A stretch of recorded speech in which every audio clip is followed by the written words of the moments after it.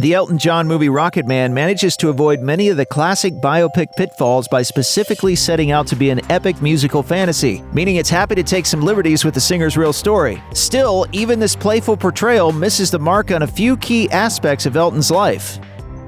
Rocketman portrays Elton John's early manager Dick James in a less than flattering light. The movie's James is a stereotypical Cockney thug with a nasty, rude facade that only serves to hide even more crudeness underneath. Although he ultimately offers a glimpse of a golden heart when it becomes evident that Elton and Bernie Taupin have some legitimately great tunes in their back pocket, he still spends the majority of his screen time insulting every other character in the room. The real Dick James, on the other hand, was pretty much everything his Rocketman counterpart is not. According to Billboard, the real James was a disarmingly humble and honest man who constantly praised his associates. What's more, the people who knew the man said the secret of his success was his utmost integrity and solid principles, not to mention his considerable personal charm. His movie counterpart displays basically none of those things, and the movie even downplays his famous ear for a hit song. When Elton tries to play some of his future classics to him, the movie version of James scoffs at each and every one of them. It's kind of a shame such a seemingly decent man was presented in such an unflattering light.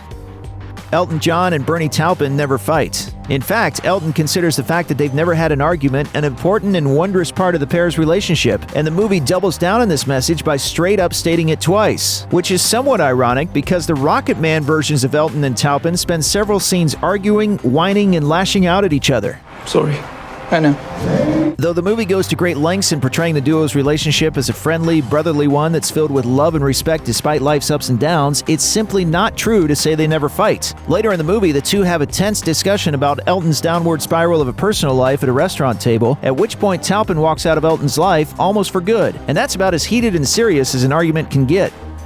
Since it's essentially a musical, Rocketman plays understandably fast and loose with the timeline of its songs. Instead of placing the chronologically apt Elton John song at the right moment in the singer's story, the film opts for the dramatic route and cherry-picks the hits it feels it needs to drive the plot forward. Arguably, the most glaring example is the early performance of 1973's Saturday Night's All Right for Fighting, which covers the span between Elton's childhood and early adulthood. The song ends with him rocking the house while fronting his 1960s band Bluesology. This makes it seem like Elton was the frontman for Bluesology, and it would be extremely easy for a casual viewer to assume that Saturday Night was a Bluesology song. It wasn't. Another example is Elton's Don't Go Breaking My Heart duet with Kiki D, a song which is actually from 1976. However, the movie places it pretty specifically during the early stages of Elton's relationship with John Reid, which would place it around 1970 to 1971. Finally, during the movie's climax, Rocketman heavily insinuates that 1983's anthemic I'm Still Standing was the first song Elton wrote after getting sober in the early 1990s. Many Elton John aficionados most likely found themselves taken aback during the scene in which Ray Williams asks Elton what his name is. At this point of Rocketman, the boy named Reggie Dwight only has the first half of his new name down because his former bandmate Elton Dean had objected to Elton's attempt to steal his entire name. Elton quickly solves the problem when he spots a picture of the Beatles hanging on the wall, which of course implies that the John comes from John Lennon. And while this might suggest that Elton blew a perfect opportunity to call himself Elton Ringo, it's also patently untrue. The movie identifies the inspiration for Elton correctly, but the name John actually comes from Long John Baldry, a popular British rhythm and blues musician. Bluesology spent some time as a backing band for Baldry, who became something of a mentor figure to his young organist. Unfortunately, Rocketman chooses to pretend Baldry doesn't exist in more ways than one. Baldry actually once helped young Elton by encouraging him to get out of a hopeless early relationship with a female housemate. The movie also depicts these events, but removes Baldry from the equation, giving his role to Bernie Taupin instead. Rocketman quite correctly depicts Bernie Taupin as having been a constant presence in Elton John's life, but when it comes to the actual timeline around their first meeting, the waters get a little muddier. Early in the movie, Elton hangs out at a bar with the American musicians his band Bluesology is backing, and his writing partner and flatmate Taupin is there having some beers with the crew. When Elton receives some tough love advice from the Americans, who out him as gay in the process, Taupin proves to be a loyal companion by being thoroughly unfazed and accepting. It's a nice scene. Unfortunately, it doesn't quite fit the real-world timeline. Bluesology's stint as a backup band for some American R&B stars took place in 1965, and Elton didn't even meet Taupin until 2 years later, by which point the band was backing Long John Baldry full-time. In all fairness, though, the American musicians may be intended as composite characters that combine the many great artists Bluesology worked with over the years. After all, that table would have had to be a good deal larger if they tried to fit Baldry, the Isley Brothers, Patti LaBelle and the Bluebells, and Lee Dorsey around it. At the very beginning of the movie, Elton storms into rehab wearing an elaborate winged devil costume. The rest of the story is told through flashbacks that he experiences during his counseling, and as the plot progresses, he gradually sheds the outfit in favor of more subdued standard clothing. As a neat twist, the costume is ultimately revealed to be a stage outfit for a major concert at Madison Square Garden. Having finally decided that enough is enough, the weary Elton had stormed out of the building, leaving his menagerie of handlers behind and making a beeline for a cleaner life. Unfortunately, this is little more than a useful narrative device. In reality, Elton's rehab trip was inspired by his friendship with Ryan White, a hemophiliac teenager who had contracted HIV via a blood transfusion. White's sickness and untimely death made Elton realize what a mess his life had become, and the artist says knowing White and his family was a deciding factor in him making the resolution to get sober. And I just knew at that point that my life was out of whack. I knew beforehand, but that was the point I really realized it. And months after that, I got sober and clean. The movie doesn't even get Elton's costume right. Funnily enough, the superstar did enter rehab wearing an outlandish costume, but it was a decidedly less metaphorical chicken-themed outfit instead.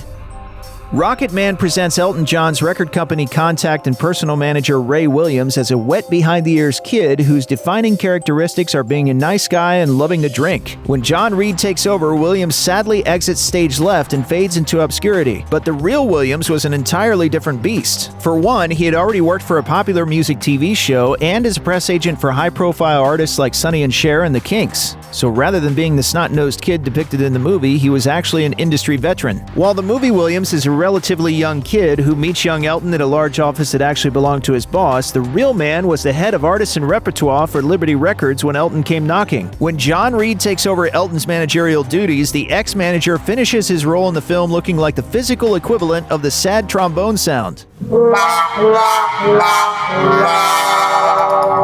The real Williams, on the other hand, went on to achieve further success as a musical supervisor for the film industry and the owner of Crumb's Music Media. Bohemian Rhapsody might have portrayed John Reid as a lovely band manager who was coldly manipulated and betrayed by the villainous Paul Prenter, but Reid gets the Prenter treatment for Elton John's movie. Rocketman reimagines Reid as a suave, calculating monster who Richard Madden plays as an emotionless business beast. The Rocketman Reid manipulates Elton John into a relationship and becomes his personal manager, then coldly abuses, ignores, and even physically assaults the artist. When Elton attempts to break his hold, Reid coldly taunts him with ironclad contracts and absolute contempt. You signed contracts with me years ago, so I'll still be collecting my 20% long after you've killed yourself. It's true that the two were argumentative, and Reid has been known to punch a journalist or two in his day. However, the real Reid was a small, neat man rather than a physically imposing force of evil. Although he was definitely the businessman of the duo, his relationship with Elton John was not exactly that of a struggling abused artist and a villainous calculating manager. Even after their 5-year love affair, they had a near symbiotic relationship for close to 3 decades, and they were even said to resemble a married couple. While they did eventually part ways on bad terms, it was for economic reasons. Elton had started to suspect Reid was abusing his funds and finally took his longtime manager to court. Rocketman portrays Elton John's mother, Sheila Farebrother, as a complex person who straddles the line between her motherly responsibilities and her own instincts and impulses. Because of her nasty comments about Elton's sexuality, fame, and many personal issues, their relationship is cordial at best, and strained to the breaking point at worst. Despite this, however, they eventually reconcile when Elton gets sober and apologizes for his behavior, in a rehab-based fantasy sequence at least. Those who have paid attention to showbiz gossip within the last decade may be aware that Elton has indeed had his fair share of issues with his mother, but these issues appear to have taken place far more recently than the era depicted in the movie. The two started feuding in 2008, in the aftermath of Elton's reshuffling of his organization and his cutting ties with several old employees, including manager John Reid and personal assistant Bob Halley. Farebrother took offense when Elton asked her to sever her ties with the men as well. The petty argument escalated into an 8-year-long catastrophe, and the two didn't reconcile until 2017, which was the same year Farebrother died. One of Rocketman's most powerful moments is a scene based on Elton John's real-life 1975 suicide attempt. The movie's version has the drunk and evidently depressed Elton downing a handful of pills, stumbling onto the diving board of his mansion's pool, and declaring his intention to take his own life. Cue a fantastical performance of the movie's namesake tune, complete with a choreographed ambulance trip and a recreation of Elton's iconic 1975 Dodger Stadium performance. Elaborate underwater visions and hospital-themed dance sequences aside, this is actually a slightly less strange reading of the real story. The real Elton theatrically announced to his friends and family that he had taken 85 Valium pills and would be dead within the hour. He then jumped into the water and struggled to come to the surface. The aftermath of this attempt was an unceremonious stomach pumping, and to show just how sick of his antics some of his loved ones were, his grandmother simply lamented, "I suppose we've all got to go home now." Even Elton himself has admitted that this was the perfect line for the occasion. If you or anyone you know is having suicidal thoughts, please call the National Suicide Prevention Lifeline at 1-800-273-TALK. That's 1-800-273-8255.